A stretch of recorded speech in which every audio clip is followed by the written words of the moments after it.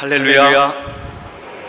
주님 사랑 안에 거하시는 여러분, 오늘도 은혜 가득한 주일을 맞아서 여러분과 함께하면 큰 기쁨입니다. 여러분도 한 주 동안 오늘을 기다리셨죠? 네. 제가 갑자기 질문 드리니까 대답을 못하셨지만 마음속에 똑같은 그런 생각을 가지시리라 믿습니다. 그런데 그 기다림이, 주일을 기다리는 그 기다림이 어느 정도 있었을지 그것을 잘 모르겠습니다. 황지우 시인이 지은 시 중에 너를 기다리는 동안이라는 시가 있죠.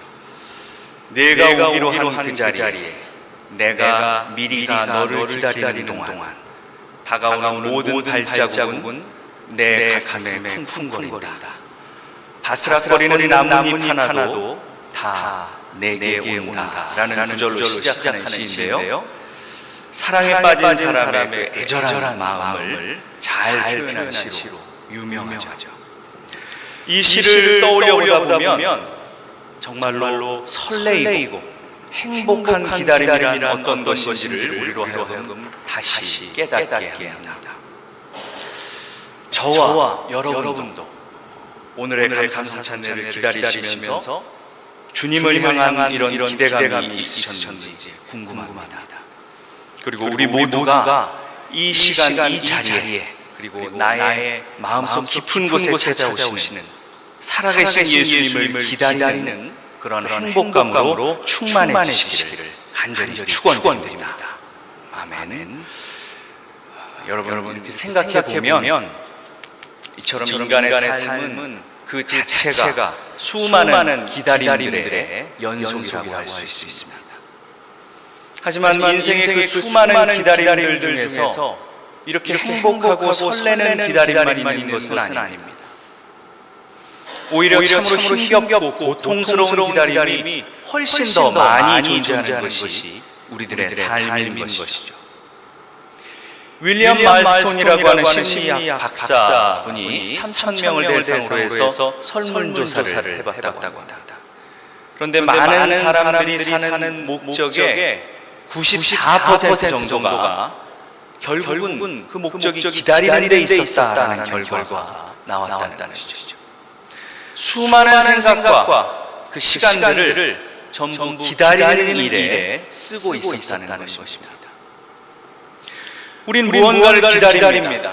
소식을 기다리고 사람을 기다리고 또 어떤 좋은 기회를 기다리고 무언가 좀 더 변화되기를 기다리고 좀 더 좋은 세월을 기다리고 무언가를 끊임없이 무던히 기다리는데 그 많은 시간과 마음을 쓰고 있었다는 것이 조사의 결과로 나타나는 것이죠.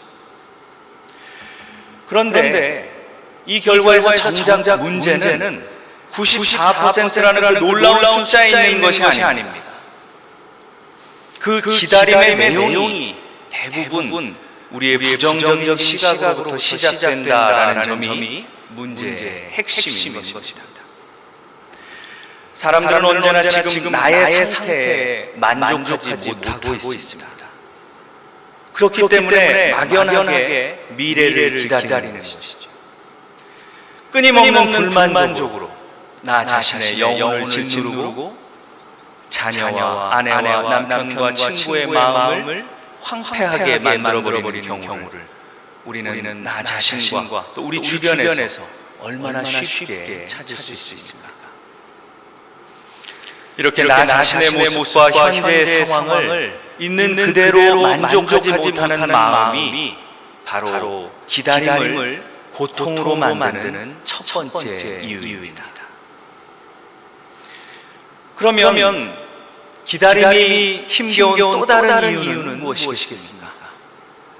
그것은 사실 고통 자체의 크기보다도 정말로 힘든 이유는 그 기다림의 기약이 없기 때문입니다.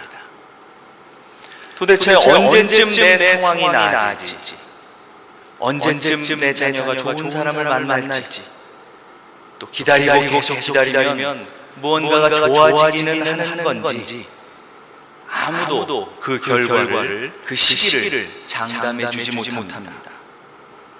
기다림이 정말 힘든 이유는 그 끝에 대한 확실한 약속이 없기 때문입니다. 오래전 전설 같은 이야기 속에 중국 땅에 있는 황무산이라는 높은 산에 대한 이야기가 있습니다. 그 산 남쪽에는 한 농부가 살고 있었는데요. 그 농부가 북쪽으로 길을 나서면 항상 그 산 때문에 한 700리나 되는 길을 한참 돌아서 가야 했었다고 합니다. 그래서 그게 너무 불편했었던 그 농부는 어느 날 아주 단순한 생각을 합니다. 내가 이 산을 없애버려야겠다라고 그렇게 다짐하는 것이죠. 그리고 나서 매일 술에 그 흙과 돌을 날라서 몇십리나 되는 깊은 계곡에 가버렸다고 합니다.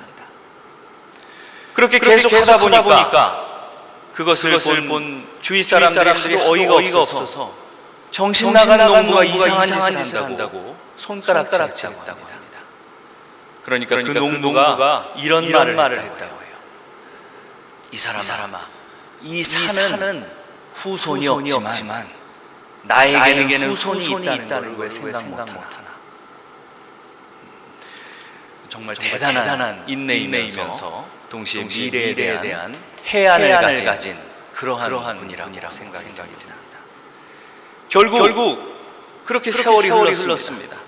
그래서 그 황무산은 그 농부와 농부의 후손들이 대대로 그 산을 옮겨서 지금은 평지가 되었고 그 평지가 된 곳을 지금도 황무산이라고 부르고 있다는 겁니다. 그런데 저는 이 이야기를 처음 들었을 때 이 이야기가 결코 그냥 지어낸 전설이나 동화라고 생각하지 않았습니다. 왜냐하면 실제로 제가 언젠가 중국 항저우에 있는 서호라는 엄청난 규모의 호수에 간 적이 있기 때문입니다. 그 규모가 광교에 있는 그 호수공원 그 규모보다 더 큽니다. 일산에 있는 호수공원 2개 정도 합친 정도의 엄청난 규모인데요. 처음에는 몰랐는데 나중에 알게 됐어요. 그 호수가 무려 1300년 전에 오로지 사람들의 힘으로 3대에 걸친 공사를 통해서 만들어진 인공호수라는 겁니다. 그 말을 듣고 아연실색 한 적이 있었습니다. 전설이 아니라 실제로 그런 일들이 일어난 현장을 본 것이죠. 그 공사가 시작될 때 300년 후에 그곳에 펼쳐질 아름다운 호수의 모습을 바라보고 그것을 마음속에 확신한 사람들이 있었기 때문에 그 대역사는 가능했던 것입니다. 여러분 우리 인생에서도 지금 내가 처한 상황이 아무리 절망스럽고 아무리 어떠한 가능성이 보이지 않는 상황이라고 하여도 결국에는 언젠가 모든 것이 역전되어서 좋은 결말을 맺을 것이다 라는 분명한 확신이 있다면 우리는 능히 기다릴 수 있습니다. 그 기간이 아무리 길다고 해도 못 기다릴 이유가 없는 것입니다. 바로 그 확신에 찬 기다림이 소망입니다. 그것은 미래에 대한 확신이 없는 그저 막연한 희망과는 전혀 다른 것입니다. 그래서 그리스도인이 소망이라는 단어를 사용하는 것이죠. 그리고 또한 바로 그 기다림의 동의어가 믿음인 것입니다. 기독교에서 예수님을 믿어서 구원을 받는다는 말이 무슨 뜻입니까? 그것은 예수 믿고 천국 갈 수 있다라는 뜻뿐만이 아니라 천국에 대한 확신을 가지고 내 삶의 모든 것을 기다릴 수 있다는 뜻인 것입니다. 그리고 그 기다림의 힘으로 우리 삶의 모든 시련과 고통의 시간을 능히 극복해낼 수 있다라는 더 깊은 의미, 더 강한 우리의 신앙의 선포인 것입니다. 여러분 이처럼 우리들은 모두 기다리는 존재들입니다. 신앙은 기다림입니다. 우리 그리스도인들은 근본적으로 하나님의 때를 기다리는 존재인 것입니다.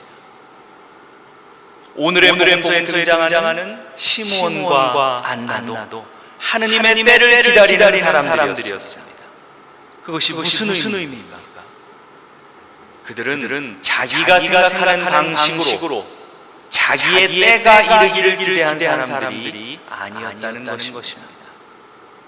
그분들은 오직 하느님의 방법으로 하느님의 뜻이 이루어지길 기다렸던 분들이었습니다. 또한 복음서에서는 그분들이 영광스럽게도 살아계신 하느님의 아들이신 아기 예수님을 성전에서 직접 뵙게 되었다고 기록되어 있습니다. 하지만 실제 상황에서 그들이 본 것은 사람들이 기대하듯이 구원자로 오신 능력자 되신 예수가 아니라 그저 초라한 행색의 부모와 아기였을 뿐이었습니다. 너무나 가난해서 제물로 쓸 양조차 준비할 형편이 못 됐기 때문에 비둘기 2마리를 준비할 수밖에 없었던 한 비천한 집안의 갓난 아기였던 것입니다. 시므온과 안나는 어떤 화려한 결론을 본 것이 아니었습니다. 풍성한 열매를 본 것도 아니었습니다. 그들은 그저 또 다른 기다림의 시작을 본 것이었습니다. 게다가 두 사람이 바라보고 있는 그 당시의 시대 모습은 너무나도 절망적이었습니다. 지도층이었던 사두가이파 사람들은 자신들의 이익만을 위해서 로마 권력층의 빌붙었고, 또 바리사이파 사람들은 자기들만 경건하다면서 평민들을 멸시하였습니다. 역사적으로도 말라기 예언자 이후로 무려 400년간 그 어떤 소망의 메시지도 들려오지 않았던 극히 어두웠던 암흑의 시기였던 것입니다.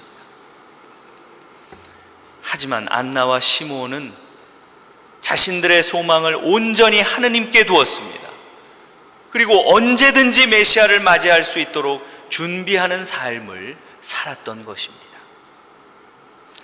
놀랍게도 오늘 본문에서 안나와 시므온이 주님을 기다렸다라고 기록된 부분에서 헬라어 원어 기다렸다라는 말은 수동형이 아니라 능동형의 동사 표현으로 사용된 것을 발견하게 됩니다.